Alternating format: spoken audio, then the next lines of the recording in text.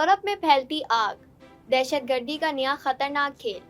جرائم کی دنیا میں ہر کہانی ایک راز رکھتی ہے اور ہر راز کے پیچھے چھپی ہوتی ہے ایک خطرناک حقیقت۔ پروگرام کرائم اینڈ کرمنلز میں آج ہم آپ کو لے کر چلتے ہیں ان اندھیری گلیوں میں جہاں جرم صرف ایک واقعہ نہیں، ایک سوچ، ایک نظریہ اور ایک منظم نظام بن چکا ہے۔ ایک ایسا نظام جس کی جڑیں معاشرے کے اندر تک پھیل چکی ہیں اور جس کے اثرات سرحدوں سے کہیں آگے جا پہنچتے ہیں۔ آج ہم جس کہانی کا رخ کر رہے ہیں وہ صرف خبروں کی ایک سرخی نہیں، ایک ایسا بڑھتا ہوا خطرہ ہے جو آہستہ آہستہ پوری دنیا کی توجہ اپنی طرف مبذول کروا رہا ہے۔ یورپ جو ہمیشہ ترقی، امن اور مضبوط سیکیورٹی نظام کی مثال سمجھا جاتا تھا، آج ایک نئے قسم کے خطرے کا سامنا کر رہا ہے۔ ایک ایسا خطرہ جو نہ تو روایتی دہشت گردی جیسا ہے، نہ ہی آسانی سے پہچانا جا سکتا ہے۔ یہ خطرہ ہے آگ کا، ایک خاموش مگر انتہائی تباہ کن ہتھیار جو بغیر شور کے، بغیر کسی واضح انتباہ کے اپنی لپیٹ میں سب کچھ لے لیتا ہے۔ گزشتہ کئی مہینوں کے دوران یورپ کے مختلف ممالک میں اچانک لگ جانے والی آگ کے واقعات میں غیر معمولی اضافہ دیکھا گیا ہے۔ بیلجیم، نیدرلینڈ، یونان، جرمنی، فرانس، اٹلی اور اسپین جیسے ممالک جو اپنی مضبوط سیکیورٹی اور جدید انفراسٹرکچر کے لیے جانے جاتے ہیں، ان واقعات سے محفوظ نہ رہ سکے۔ کہیں ایک بڑے گودام میں اچانک آگ بھڑک اٹھی، کہیں ٹرانسپورٹ نیٹ ورک متاثر ہوا، تو کہیں صنعتی علاقوں میں ایسی آتش زدگی ہوئی جس نے کئی دنوں تک فائر فائٹرز کو مصروف رکھا۔ ابتدا میں ان واقعات کو محض حادثات سمجھا گیا، ایک عام تکنیکی خرابی، انسانی غلطی یا کسی کی لاپرواہی، لیکن جب ایک جیسے پیٹرن کے ساتھ یہ واقعات بار بار سامنے آنے لگے تو شک یقین میں بدلنے لگا۔ تحقیقات کے دوران سامنے آنے والے شواہد نے ایک چونکا دینے والی تصویر پیش کی۔ سی سی ٹی وی فوٹیجز میں مشکوک حرکات، کچھ افراد کی غیر معمولی نقل و حرکت اور آگ لگنے سے چند لمحے پہلے کے مخصوص واقعات نے یہ واضح کر دیا کہ یہ سب کچھ اتفاق نہیں تھا۔ ڈیجیٹل فرانزک تجزیے، موبائل ڈیٹا اور آن لائن سرگرمیوں کی جانچ پڑتال سے یہ بات سامنے آئی کہ ایک منظم نیٹ ورک ان کارروائیوں کے پیچھے موجود ہے۔ ایک ایسا نیٹ ورک جو روایتی دہشت گردی کے طریقوں کو چھوڑ کر ایک نئی حکمت عملی اپنا چکا ہے۔ یہ نیٹ ورک جدید دور کی ٹیکنالوجی کو نہایت مہارت سے استعمال کر رہا ہے۔ انکرپٹڈ میسیجنگ ایپس، خفیہ آن لائن پلیٹ فارمز اور ڈارک ویب کے ذریعے نہ صرف اپنے اراکین کے ساتھ رابطہ رکھا جا رہا ہے بلکہ نئے افراد کو بھرتی بھی کیا جا رہا ہے۔ یہ بھرتی زیادہ تر ایسے نوجوانوں کو نشانہ بنا کر کی جاتی ہے جو سماجی یا معاشی مسائل کا شکار ہوتے ہیں۔ انہیں مخصوص نظریات کے ذریعے متاثر کیا جاتا ہے، ان کی ذہنوں میں نفرت اور بغاوت کے بیج بوئے جاتے ہیں اور پھر انہیں چھوٹے مگر مؤثر حملوں کے لیے تیار کیا جاتا ہے۔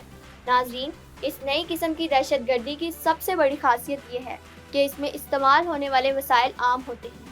پیٹرول، کیمیکل یا دیگر آتش گیر مواد، ایسی چیزیں جو عام زندگی میں بآسانی دستیاب ہوتی ہیں۔ یہی وجہ ہے کہ اس قسم کے حملوں کو روکنا انتہائی مشکل ہو جاتا ہے، کیونکہ ان میں کسی پیچیدہ اسلحے یا بڑی منصوبہ بندی کی ضرورت نہیں ہوتی۔ ایک چھوٹا سا عمل بھی بڑے پیمانے پر تباہی لا سکتا ہے۔ ان حملوں کے اثرات صرف فوری نقصان تک محدود نہیں رہتے، ان کے دورس نتائج بھی سامنے آتے ہیں۔ ایک گودام میں لگنے والی آگ سپلائی چین کو متاثر کرتی ہے، اشیاء ضروریہ کی قلت پیدا ہوتی ہے، قیمتیں بڑھ جاتی ہیں اور معیشت پر دباؤ بڑھتا ہے۔ ٹرانسپورٹ نیٹ ورک متاثر ہونے سے روزمرہ زندگی درہم برہم ہو جاتی ہے، لوگوں کی نقل و حرکت محدود ہو جاتی ہے اور کاروباری سرگرمیاں سست پڑ جاتی ہیں۔ اس کے ساتھ ساتھ عوام میں خوف اور بے چینی کی فضا پیدا ہوتی ہے جو کسی بھی معاشرے کے لیے انتہائی نقصان دہ ہوتی ہے۔ کئی یورپی شہروں میں ان واقعات کے بعد ہنگامی حالات نافذ کیے گئے، لوگوں کو محفوظ مقامات پر منتقل کیا گیا، تعلیمی ادارے عارضی طور پر بند کیے گئے اور حساس مقامات پر سیکیورٹی مزید سخت کر دی گئی۔ فائر بریگیڈ اور ایمرجنسی سروسز کو مسلسل الرٹ رکھا گیا، جبکہ جدید ٹیکنالوجی جیسے ڈرونز اور سرویلنس سسٹمز کے ذریعے نگرانی بڑھا دی گئی۔ ماہرین کا کہنا ہے کہ یہ صورتحال محض سیکیورٹی کا مسئلہ نہیں، ایک نفسیاتی جنگ کا حصہ ہے۔ اس قسم کے حملوں کا مقصد صرف نقصان پہنچانا نہیں، لوگوں کے ذہنوں میں خوف پیدا کرنا، ان کا اعتماد ختم کرنا اور ریاستی نظام کو کمزور کرنا ہوتا ہے۔ جب عوام خود کو غیر محفوظ محسوس کرنے لگے تو یہ دہشت گردوں کی سب سے بڑی کامیابی ہوتی ہے۔ یورپی ممالک نے اس خطرے کے پیش نظر مشترکہ حکمت عملی اپنانا شروع کر دی ہیں۔ انٹیلیجنس معلومات کا تبادلہ تیز کر دیا گیا ہے، کاؤنٹر ٹیررزم یونٹس کو مزید فعال بنایا گیا ہے اور آن لائن پلیٹ فارمز پر شدت پسند مواد کے خلاف کارروائیوں میں اضافہ کیا گیا ہے۔ کئی ممالک میں نئے قوانین متعارف کروائے جا رہے ہیں تاکہ اس نئی قسم کی دہشت گردی کا مؤثر طریقے سے مقابلہ کیا جا سکے۔ لیکن تمام اقدامات کے باوجود خطرہ مکمل طور پر ختم نہیں ہوا۔ حقیقت یہ ہے کہ یہ ایک بدلتی ہوئی جنگ ہے، ایک ایسی جنگ جس میں دشمن کا طریقہ کار مسلسل تبدیل ہو رہا ہے۔ آج آگ کو ہتھیار بنایا جا رہا ہے، کل شاید کوئی اور طریقہ اختیار کیا جائے۔ یہی غیر یقینی صورتحال اس خطرے کو مزید سنگین بنا دیتی ہے۔ اب سوال یہ پیدا ہوتا ہے کہ کیا دنیا اس نئے خطرے کے لیے تیار ہے؟ کیا موجودہ سیکیورٹی نظام اس قسم کے حملوں کو روکنے کی صلاحیت رکھتے ہیں؟ یا ہمیں اپنی حکمت عملیوں کو مکمل طور پر ازسر نو ترتیب دینا ہوگا؟ یہ وہ سوالات ہیں جن کے جوابات ابھی واضح نہیں، مگر ان پر غور کرنا وقت کی اہم ضرورت ہے۔ آخر میں یہی کہا جا سکتا ہے کہ یورپ میں پھیلتی یہ آگ محض ایک سلسلہ وار واقعات نہیں، بلکہ ایک وارننگ ہے، ایک ایسا انتباہ جو ہمیں یہ بتا رہا ہے کہ دہشت گردی کا چہرہ بدل چکا ہے۔